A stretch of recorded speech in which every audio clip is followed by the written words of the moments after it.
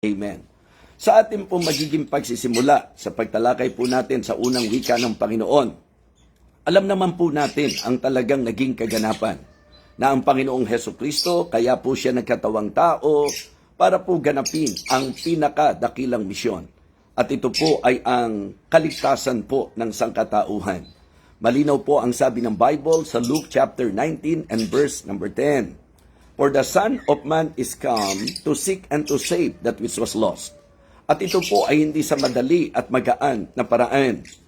You should understand na ang usapang kaligtasan ay usapang hindi po magaan. Sapagkat kinailangan na ang ating Panginoong Jesus ay magkatawang tao. Kinailangan na siya po mula sa langit ay manaog sa lupa. What I mean to say, ayon na rin po sa ating pong malinaw na nauunawaan. In Philippians chapter 2, beginning verse number 5, ang sabi po ng sulat ni Apostol Pablo, again, Philippians chapter 2, beginning verse number 5, ang sabi po ng Apostol Pablo, let this mind be in you, which was also in Christ Jesus, who being in the form of God thought it not robbery to be equal with God, but made himself of no reputation and took upon him the form of a servant and was made in the likeness of man. The Bible is very consistent in presenting to us this very important truth, that the Lord Jesus Christ, sa kalagayang siya po ay Diyos, hindi po niya inari na dapat panangnan ang pagkapantay niya sa Diyos. Ito po ang tinatawag nating kenosis, na kung saan Jesus Christ emptied Himself. Yung glory ng isang Diyos, ito po ay kanyang hinubad, mga kapatid. Sinasabi ko pong consistent ang Bible sapagkat malinaw din po sa atin na sa John chapter 1, verse number 1, in the beginning was the Word, and the Word was with God, and the Word was God. In verse number 14 of the same chapter, John chapter 1, and the Word was made flesh, and dwelt among us, and we beheld His glory, the glory as of the only begotten of the Father, full of grace and truth. At malinaw na malinaw po na sinasabi ni Pablo, walang pagtatalo. 1 Timothy chapter 3. 1 Timothy chapter 3 and verse number 16. Walang pagtatalo, dakila ang hiwaga ng kabanalan, ang Diyos ay nahayag sa laman. So the manifestation of our Lord Jesus Christ is very clear in the Bible. And ito po yung ating pong ipinagdiriwang. Diba? Pagka po Disyembre, ito po yung tinitingnan ng marami po sa atin ng pag-alala naman ng kapanganakan ng ating Panginoon. Ito po yung manifestation niya sa flesh na kapag inaral nyo sa Bible, posible na hindi naman po talaga December nangyari. But the important thing and the important truth is that nangyari po talaga na siya'y nagkatawang tao na hayag sa laman. Sa Galatians chapter 4 and verse number 4, ang sabi po, but when the fullness of the time was come, God sent forth His Son, made of a woman, made under the law, to redeem them that were under the law. So I just want to establish to everyone that our Lord Jesus Christ, according to what the Apostle Paul is saying, bagamat siya ay Diyos, hindi inaring dapat panangnan ng pagkapantay niya sa Diyos, kundi hinubad niya ito, and took upon Him a form of a servant, and was made in the likeness of man. And being found in fashion as a man, He humbled Himself, and became obedient unto death, even the death of the cross. Wherefore God also hath highly exalted Him, and given Him a name which is above every name, that at the name of Jesus every knee should bow, of things in heaven and things in the earth and things under the earth, and that every tongue should confess that Jesus Christ is Lord, to the glory of God the Father. So let me emphasize to you the truth that Jesus Christ was manifest in the flesh. Siya po ay nahayag sa laman. Ano po ang dahilan? Ano po ang layunin? Upang magbayad ng kasalanan ng sangkatauhan. Kaya importante po na maintindihan ng bawat isa na gumugunita ng mahal na araw na ito na ang pinag-uusapan po natin ay hindi po ang bibirong sakripisyo na ginawa po ng ating Panginoong Jesus. Sabi po kasi ng Isaiah chapter 53 and verse number 6, all we like sheep have gone astray, we have turned everyone to his own way, and the Lord hath laid on Him the iniquity of us all. At yun po ang ginawa ng ating Panginoong Hesukristo. Siya po ang nagbayad ng ating pong kasalanan.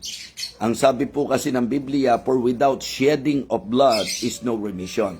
Kaya po, sa atin pong magiging pagsimula sa pagtalakay, gusto ko lang po na ma-establish po sa inyo na ang pinag-uusapan natin ay ang naging pagkakatawang tao ng ating Panginoong Jesucristo. Kaya meron tayong makikita na kapahayagan ng kanyang pagiging tao. Ibig sabihin, being human, siya po ay nakaramdam ng sakit, siya po ay naapektuhan physically.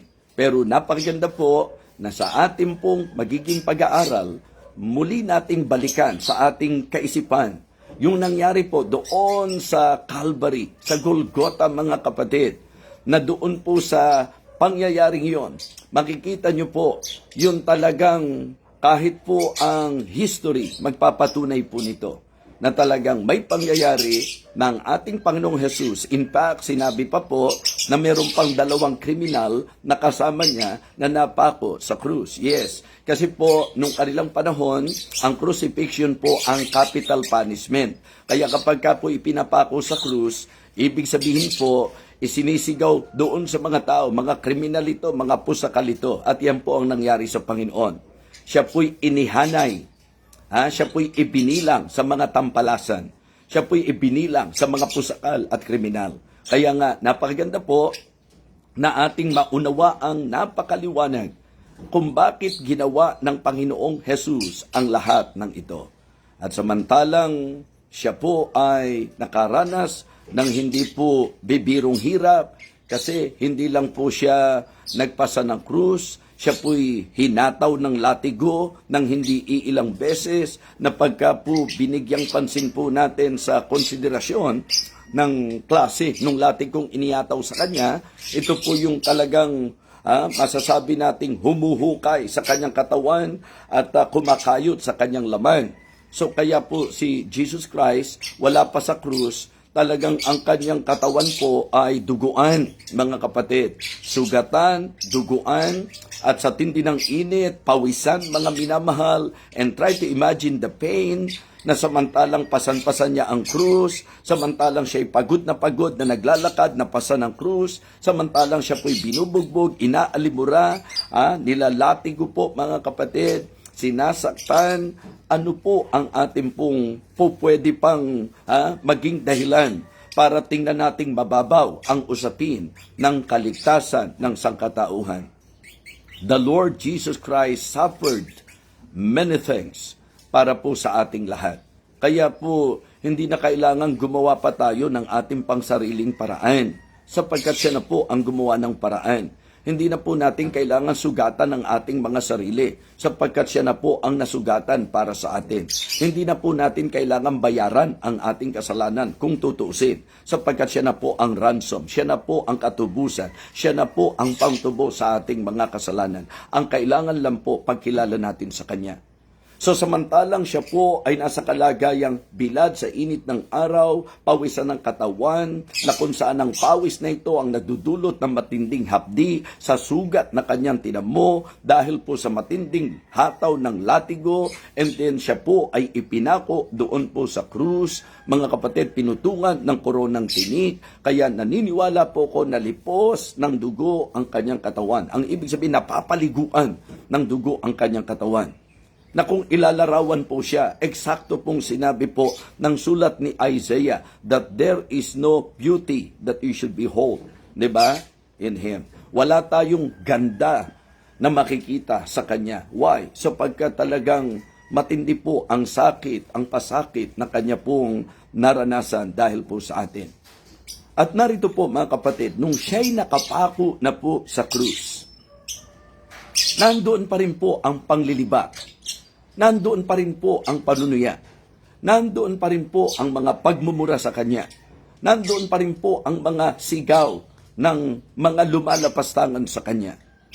At alam niyo po mga kapatid, doon po sa eksenang yon, doon po sa senaryong yon, mga kapatid, malakas na isinigaw ng Panginoon ang Kanyang unang wika.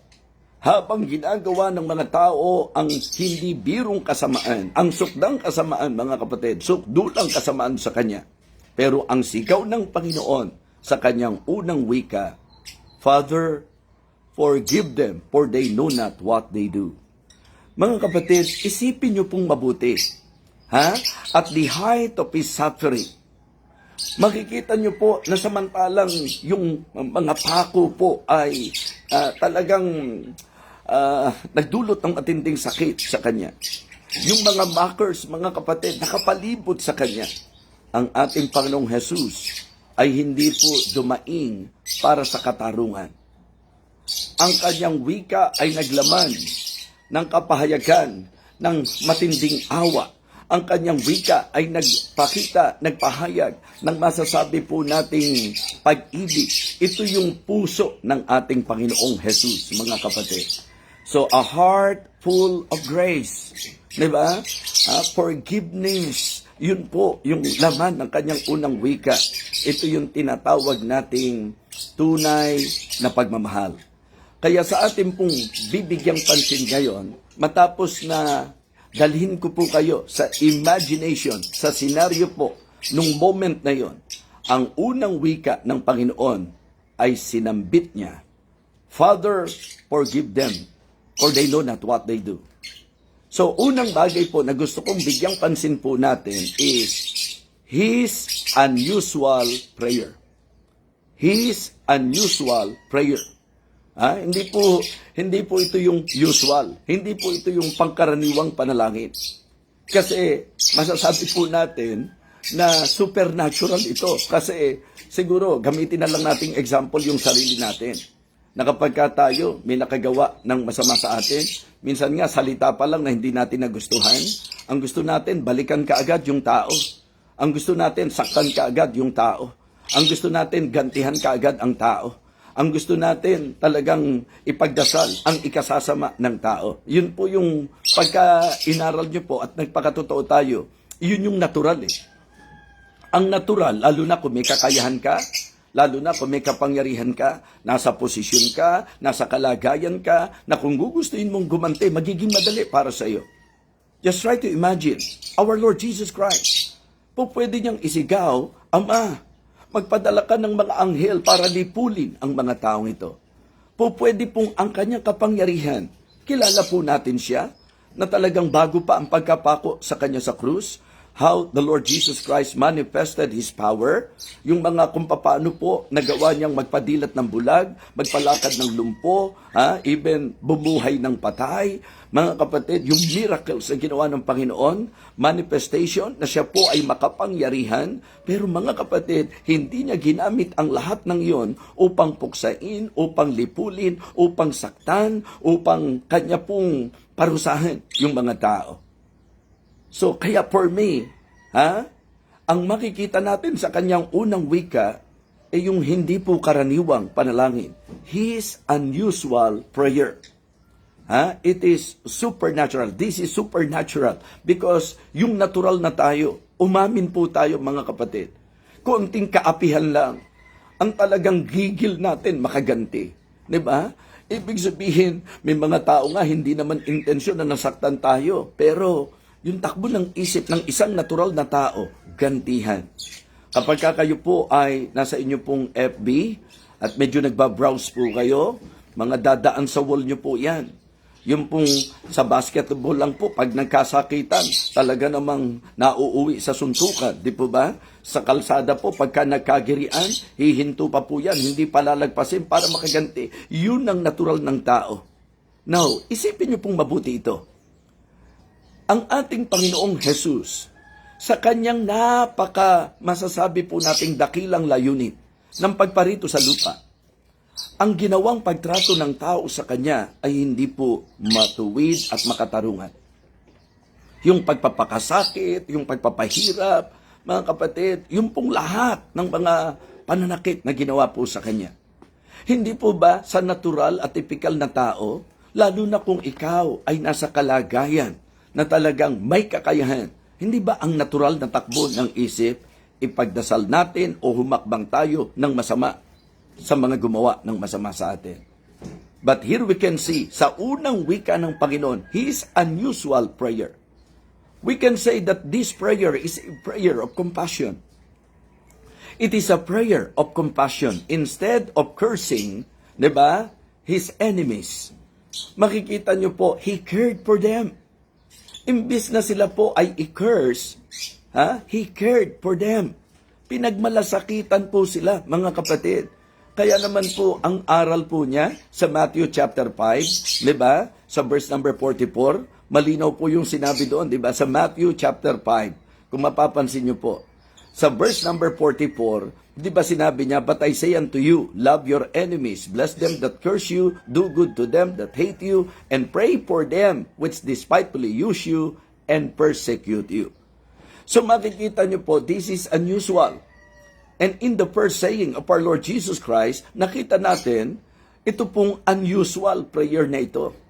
Yun ang kalooban niya, na ipanalangin natin yung mga umuusig sa atin, panalangin natin ang mga kaaway, ang mga gumagawa ng masama po sa atin. So I can say, it is a prayer of compassion.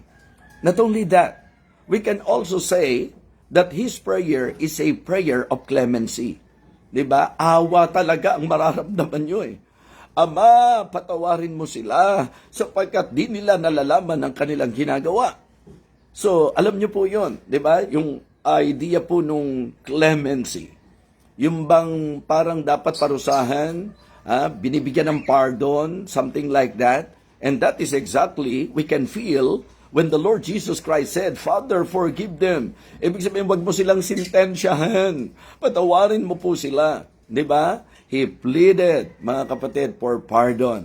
Siya po ay nanalangin para po sa kapatawaran, para po sa kanila. Diba? Pardon, not punishment. Yan po ang kanyang masasabi nating pahayag ng puso sa kanyang prayer. Kaya para sa akin, ito pong prayer na ito ay prayer of Christ-likeness. Yes. Siya mismo, di ba? Yun ang tularan natin. Yung prayer na ito, yun ang Kristo talaga. Yun talaga siya, mga kapatid. Yan ang kanyang character. This reflects the very character of God. Na sa kabila ng sinasaktan, sa kabila ng inaalimura, sa kabila ng ginawa ng masama, ang prayer, mapabuti pa rin ang tao.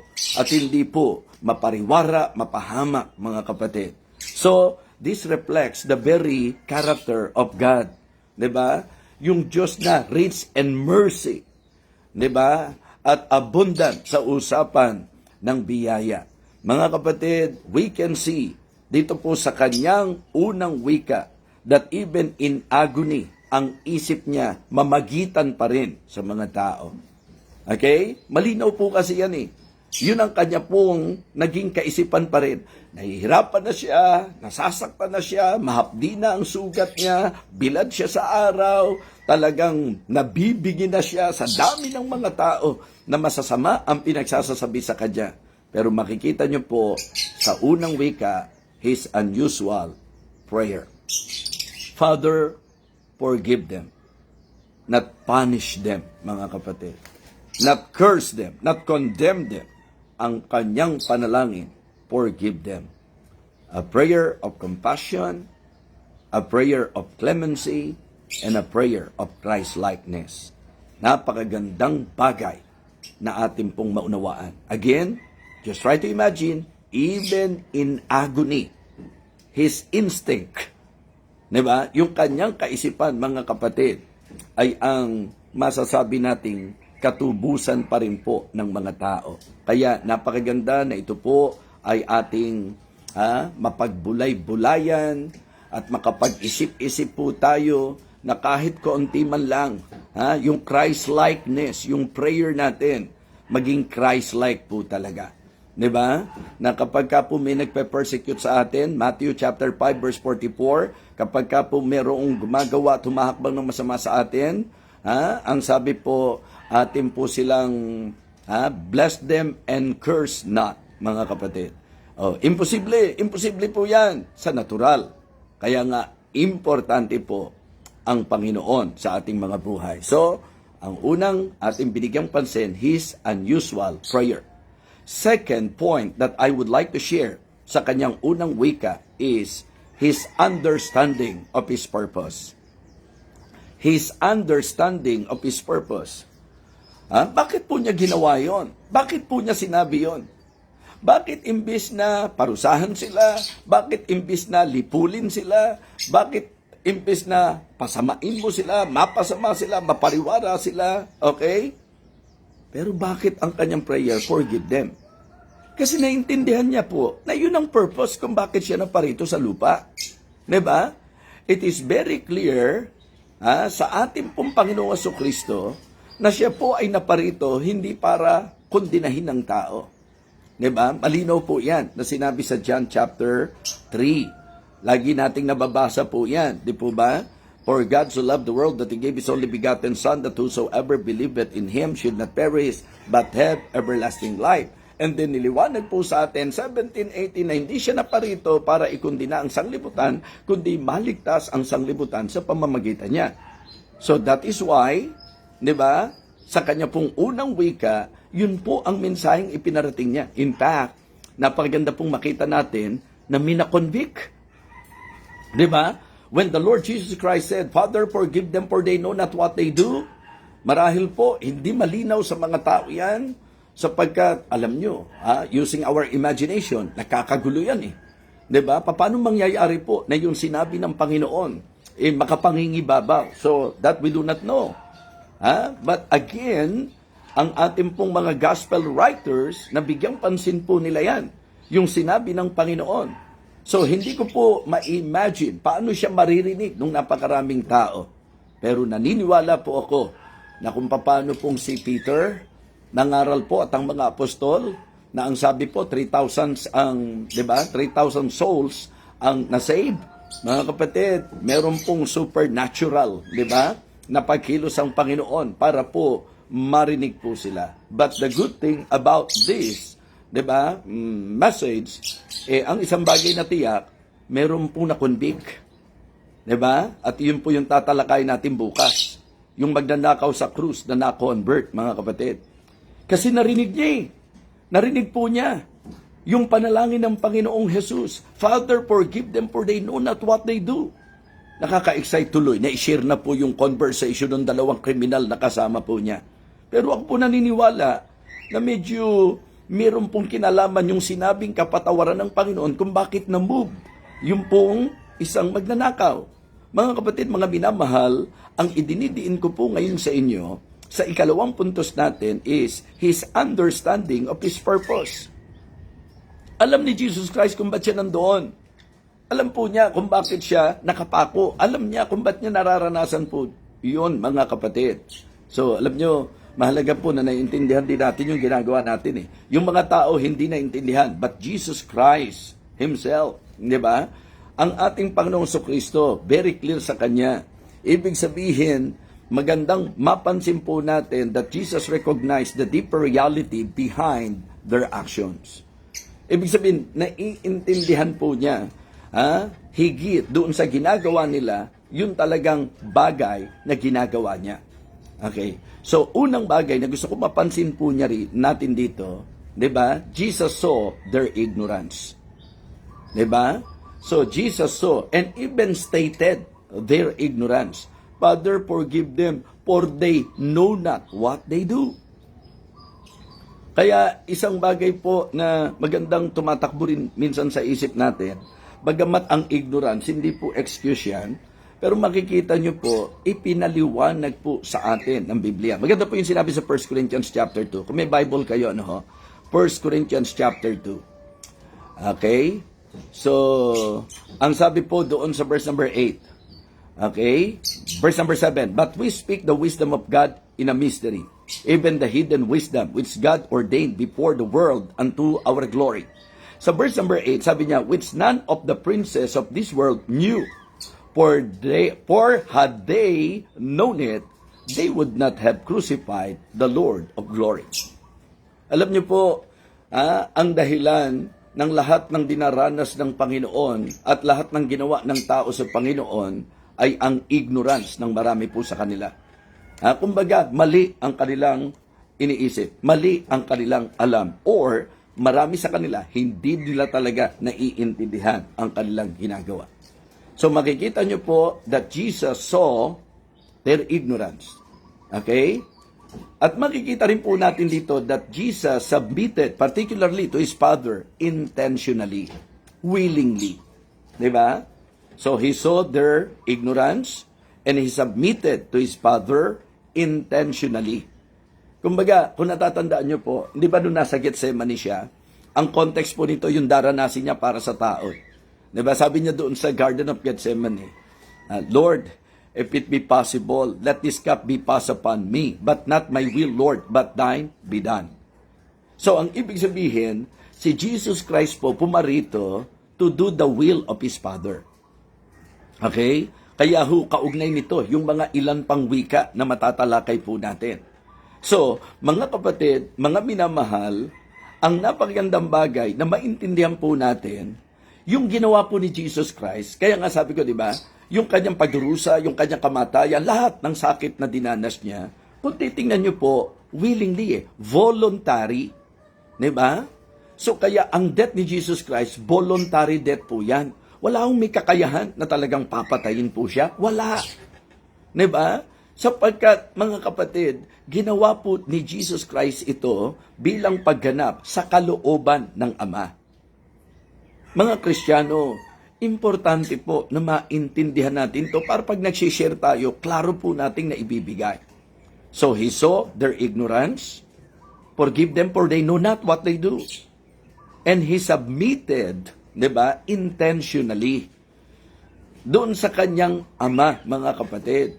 So maliwanag po na siya'y nasa krus at hindi po ito isang aksidente. Diba? Ang ibig sabihin, the cross was not an accident, but it was an assignment. Pagganap. Kaya pagdating sa 6, ang sabi niya, it is finished. Mission accomplished. Okay? So kaya exciting, ano? Yung mga magiging pagtalakay po natin dito. Sabi ko nga, kung ito, iaaklat din po, napakagandang another message po ito or messages po ito mula sa 7 huling wika ng Panginoon. So mga kapatid, mga minamahal, ang unang binigyan natin ng pansin sa kanyang unang wika, his unusual prayer. At dito po sa pangalawang puntos natin, his understanding of his purpose.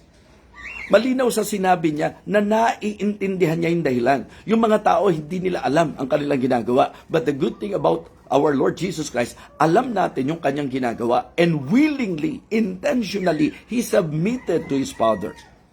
Kung ano ang plano. Mga kapatid, importante po yan.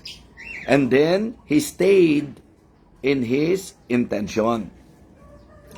He stayed in His intention. Ang ibig sabihin po, in spite of the fact that people are very unjust doon sa kanilang ginagawa, mga kapatid, walang nakapigil at naging dahilan para mabago ang isip ng ating Panginoong Hesukristo. What I mean to say, siya po ay nanatili sa kung ano ang misyon. Kung ano ang intensyon.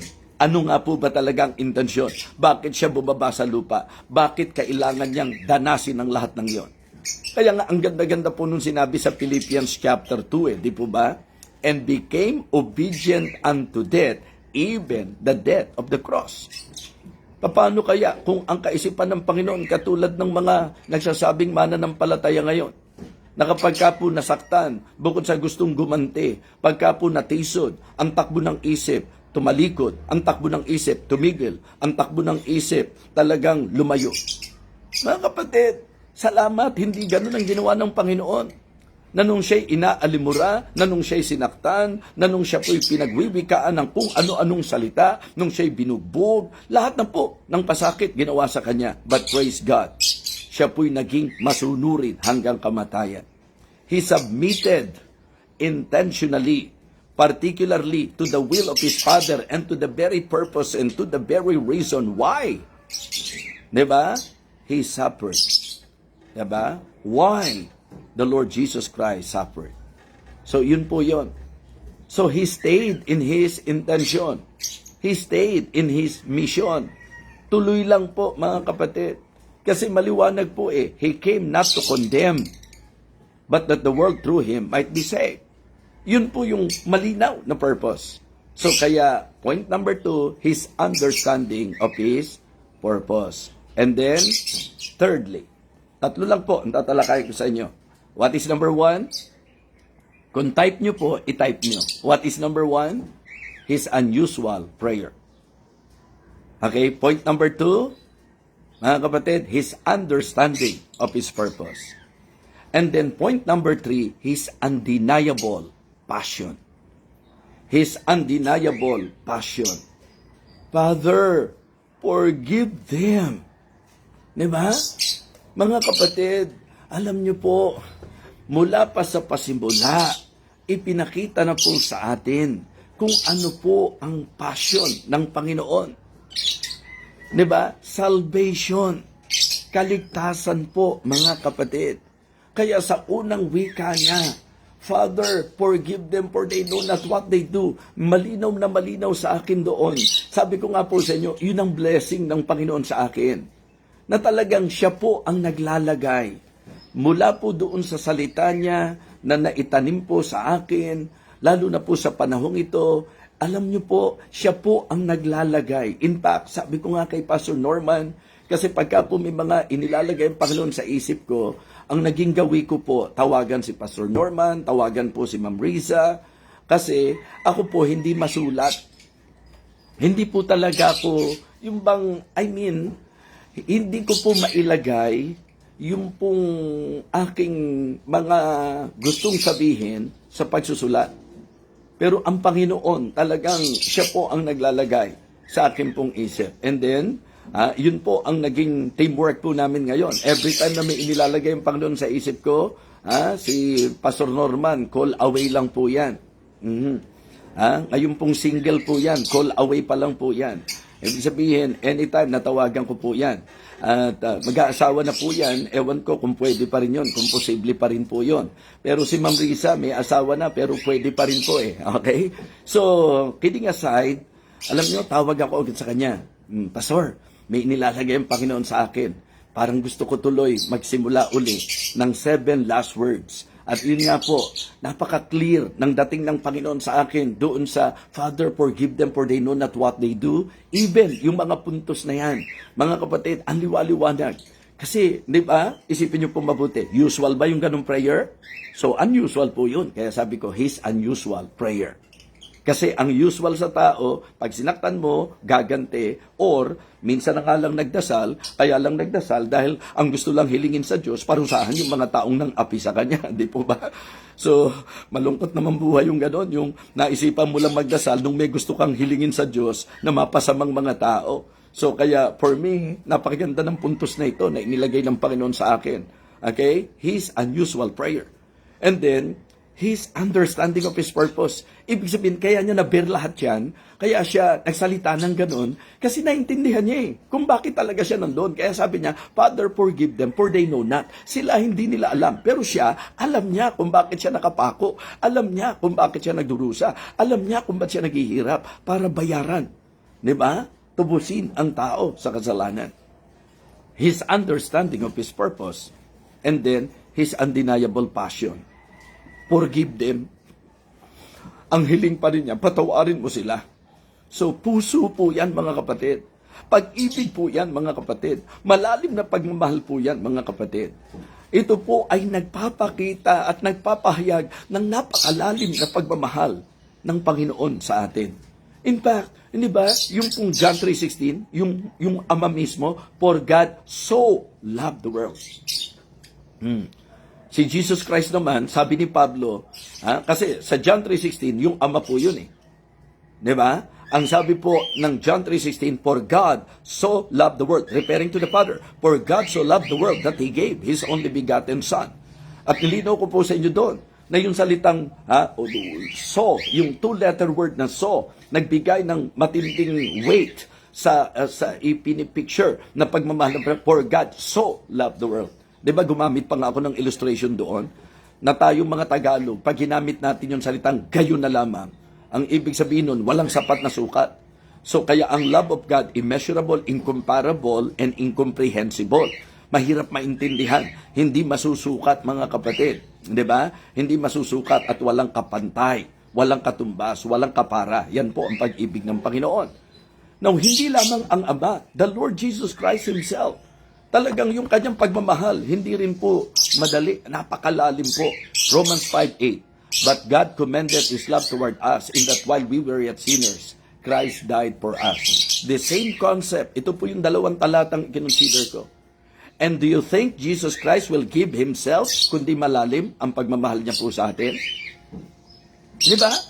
So, mararamdaman po natin His undeniable passion. Kaya ang unang wika ng Panginoon, nagpapadama ng malalim na pag-ibig ng Diyos, ito po yung kanyang hindi po maitatangging pagmamahal. Okay? His undeniable passion, mga kapatid.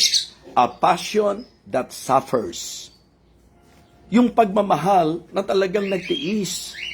Handang magtiis. Handang maghirap, mga kapatid. He endured pain without retaliation. Hindi niya po ibinuka ang kanyang bibig, mga minamahal.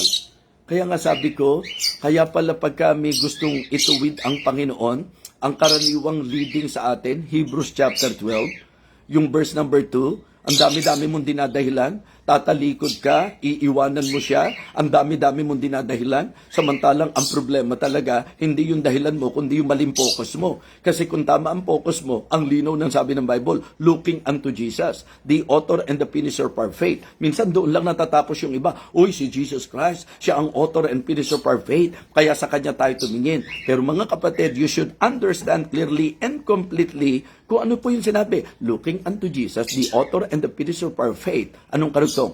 Who for the joy that was set before Him, endured the cross, despising the shame. Ganong katindi ang ginawa ng Panginoon. Ang tawag diyan, passion. Love. Yan po yan, mga kapatid. A passion that suffers. And a passion that seeks. Diba? Yung tindi ng passion niya, hirap na siya. Ang talagang gusto pa rin niyang makarating. Ang inahanap pa rin niya, mga makasalanan sa ikaliligtas. Diba? Hindi siya pumunta. Kaya nga sabi ng Bible, nung yung mga Pariseyo po, nagbubulong-bulungan, kasi si Jesus Christ nakikihalo noon sa mga publican, sa mga makasalanan, sa paningin ng mga tao. Pero anong sabi ni Jesus Christ? Nung naulinigan po niya yan, hindi pumaparito ang doktor para sa mga walang sakit, kundi sa mga may sakit. Gayon din naman, ang anak ng tao hindi na parito para sa mga matuwid, kundi para sa mga makasalanan sa ikapagpapatawad. Mga kapatid, mga minamahal, very clear na nakabayubay na siya, nahihirapan na po siya, ang tibok ng kanyang puso, ang takbo ng kanyang isip ay ang kaligtasan ng tao. A passion that seeks. Okay? And also a passion that saves. A passion that saves, mga kapatid. Maliwanag po na sa Biblia, ang sabi po ng Isaiah chapter 53. Pansinin niyo po ang sabi ng Isaiah chapter 53. Nakakasunod po kayo, mga kapatid? Alright? Ang sabi po sa verse number 5, but He was wounded for our transgressions. He was bruised for our iniquities. The chastisement of our peace was upon Him, and with His stripes, we are healed. Ang kagalingan po natin ay ang naging sugat ng ating Panginoon. Ang kaligtasan po natin ay sa naging kamatayan ng ating Panginoon. So, ang ibig sabihin po, yung ikatlong wika niya, mararamdaman niyo po at naghahatid ito ng mensahe patungkol sa kanyang hindi maitatangging pagmamalasakit, pagmamahal, at tibok ng puso para sa atin. His undeniable passion, mga kapatid. Lahat ng yan willingly, lahat ng yan wholeheartedly, ginawa ng ating Panginoon upang ako at ikaw ay matubos. Kaya naman, mga kapatid, nakatutuwa na yung magnanakaw, palibasa, alam na alam niya. Ang kadalasang hindi ikaliligtas ng tao ay yung matuwid na tingin niya sa sarili niya. Buti na lang, yung magnanakaw, aware siya na magnanakaw siya, aware siya na makasalanan siya. Minsan, ang tingin natin, dahil hindi tayo kriminal, ang tingin natin, hindi tayo makasalanan. Paalala lang po, ang Biblia po ang nagsabi, lahat ay nagkasala. We are all sinners. Therefore, we all need to be saved. We all need salvation.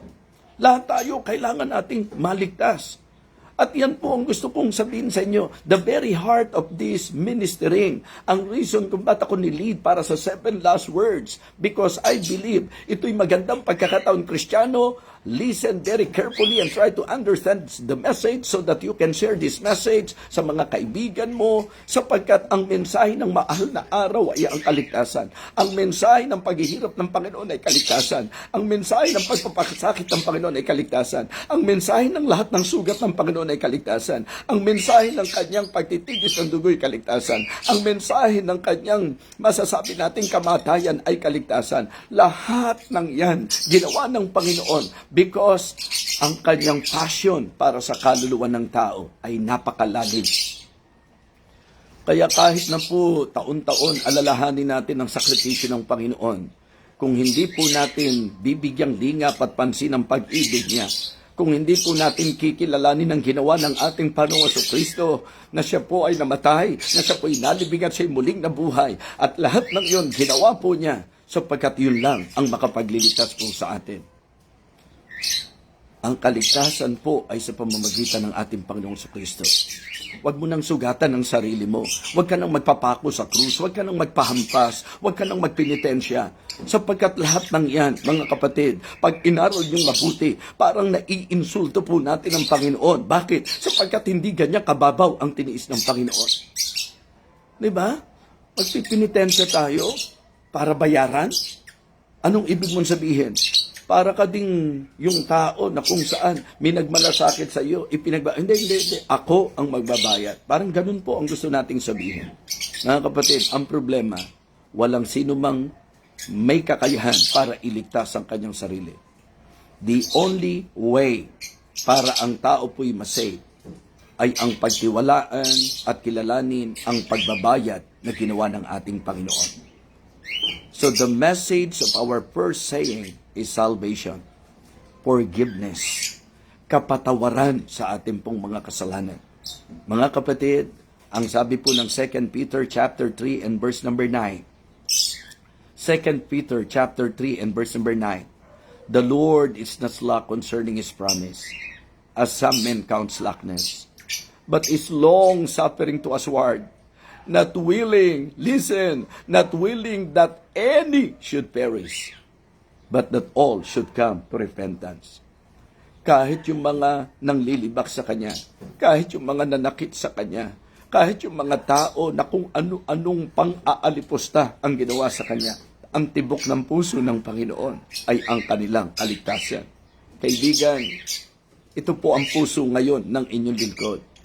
The reason why I am sharing this message to you, because I want you to feel the heart of our Lord Jesus Christ, that the reason of His sufferings, the reason why He sacrificed Himself, it is because of His passion, of His love, of His desire, na ako at ikaw ay maligtas.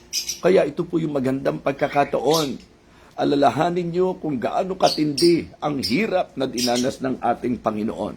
At lahat ng iyon ay Kanyang tiniis, sapagkat ang tibok ng Kanyang puso, ako at ikaw ay maligtas. If you are not yet sure of heaven, if you are not yet saved, I believe now is the right time for you to secure your salvation, to make sure of your salvation.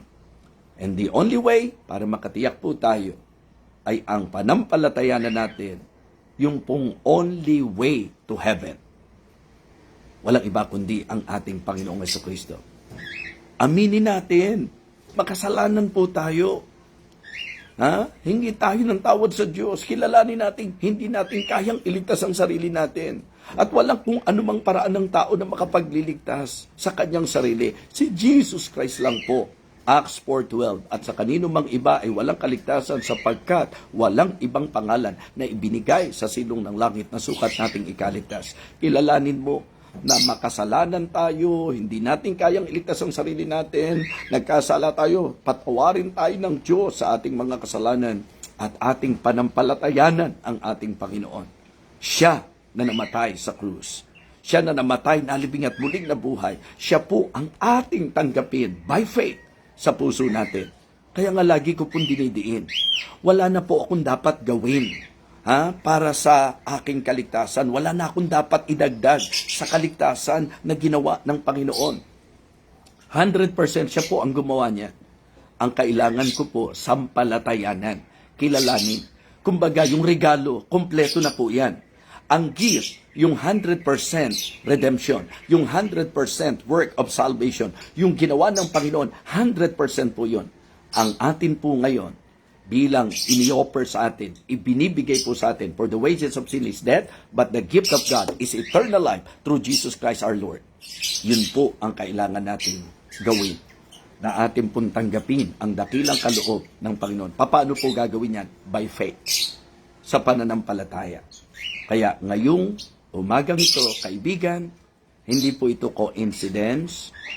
This is an appointed time of God for you.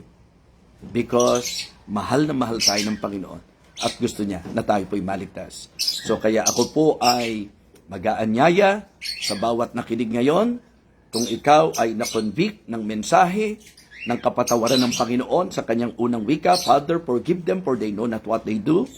Ikaw po ay inaanyayahan ko na tumawag tayo sa Diyos. Hindi po yung panalangin ang makapaglilikas, kundi yung pagkilala sa Diyos na ating tatawagan sa ginawa niya para sa atin. Kung nais niyo pong maligtas, kung nais niyo pong matiyak ang inyo pong kaligtasan, buhay na walang hanggan, sumunod po kayo sa panalangin ito. Diyos po ang ating tawagan. Gagabayan ko po kayo sa panalangin at mataimtim, tumawag po tayo sa Diyos. Kung nais mong tanggapin si Jesus by faith, hindi pakiramdam pananampalataya, sumunod po kayo sa panalangin ito. Dakilang Diyos, salamat po sa iyong salita at salamat po sa iyong dakilang sakripisyo. Salamat po sa lahat ng iyong ginawa para sa aming ikaliligtas. Inaamin ko po na ako'y makasalanan. Hindi ko po kayang iligtas ang aking sarili. Patawarin mo po ako, O Diyos. Pinagsisisihan ko po ang lahat. At ngayong sandaling ito, kinikilala po kita. Tinatanggap kita ngayon sa aking puso bilang aking tagapagligtas. Salamat po sa buhay na walang hanggan. Buong pananampalataya, ikaw ang aking tagapagligtas. Kinikilala kita na ikaw ang tanging tagapagligtas. Salamat po sa buhay na walang hanggan. Salamat po sa katiyakan ng langit. Salamat po sa sakripisyo mo at kaloob mo na kaligtasan para sa akin. Buong pananampalataya, ito po ang aking panalangin. Sa pangalan po ng aming Panginoong Jesus. Amen.